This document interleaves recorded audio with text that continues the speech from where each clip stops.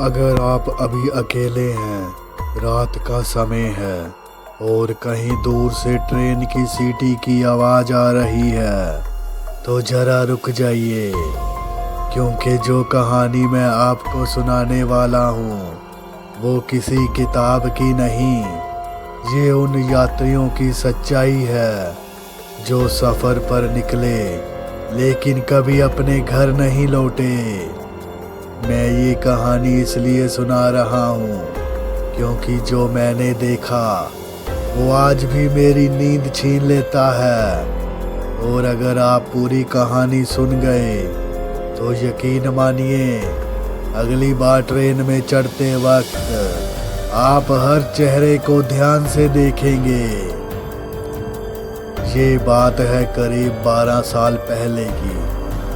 मैं तब एक लोकल न्यूज़ चैनल के लिए फ्रीलांस रिपोर्टिंग करता था। मेरा काम था अजीब घटनाओं पर रिसर्च करना। उस रात मुझे दिल्ली से पटना जाना था। ट्रेन का नाम था पूर्व एक्सप्रेस। रात के लगभग 11:40 हो रहे थे। प्लेटफॉर्म पर हल्की हल्की धुंध थी। पीली लाइट्स में लोग ऐसे दिख रहे थे जैसे सबके चेहरे थके हों। मैं अपने S4 कोच में चढ़ा। Seat number 47, lower berth. मेरे सामने वाली सीट पर एक बुजुर्ग दंपति बैठे थे। बगल वाली सीट पर एक कॉलेज का लड़का हेडफोन लगाए हुए, और सामने के कोने में एक आदमी जिसकी आंखें मुझे ठीक नहीं लगी। वो बस मुझे घूर रहा था बिना पलक झपकाए। रात के करीब 1:15 बजे होंगे। ट्रेन अपनी रफ्तार में थी। ज़्यादातर लोग सो चुके थे।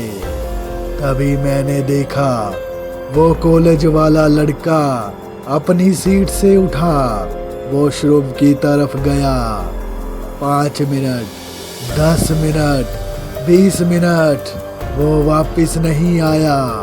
पहले तो मैंने ध्यान नहीं दिया, लेकिन जब टीटी आया और उसकी सीट खाली देखी तो उसने पूछा, इस सीट वाला कहाँ गया?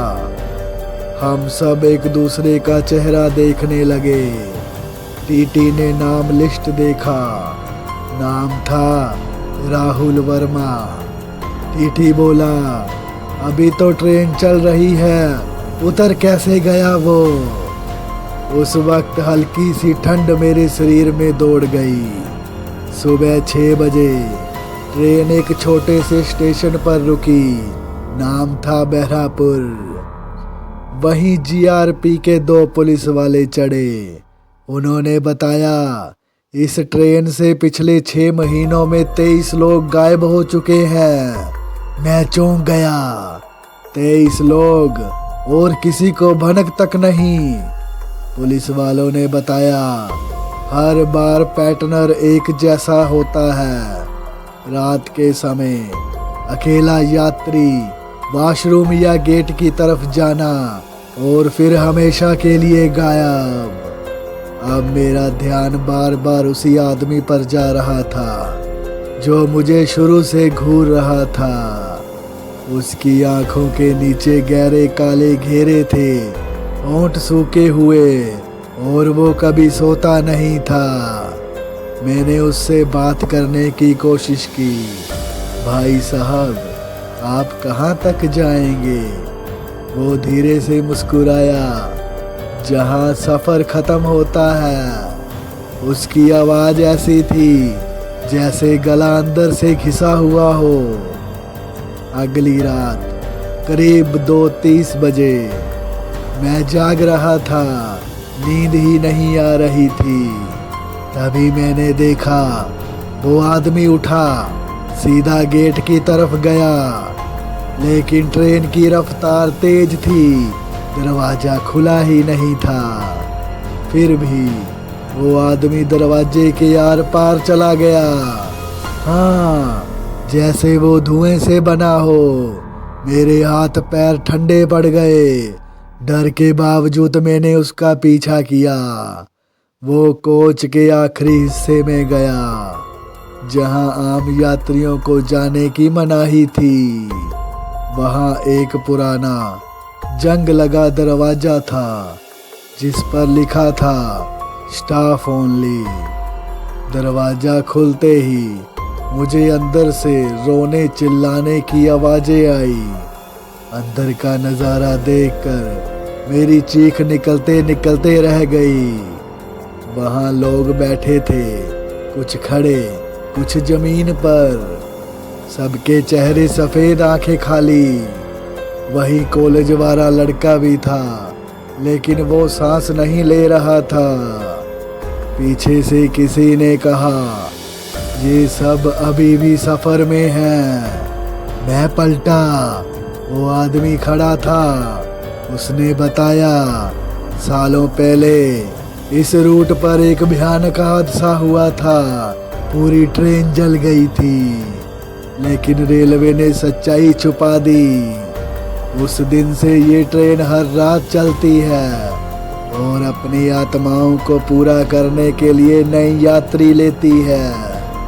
वो आदमी बोला, तुमने सच्चाई देख ली है।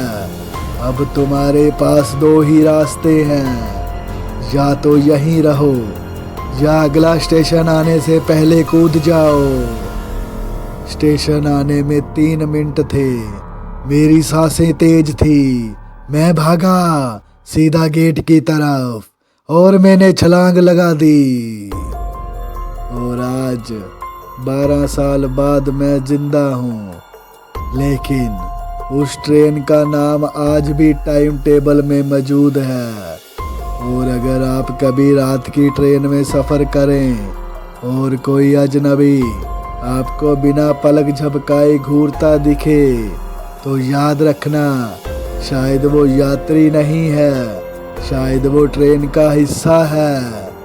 अगर ये कहानी सुनते वक्त आपके आसपास कोई आवाज़ आई हो तो पीछे मत देखना। बोले भूत बाबा की जय। सब्सक्राइब करना मत भूलें।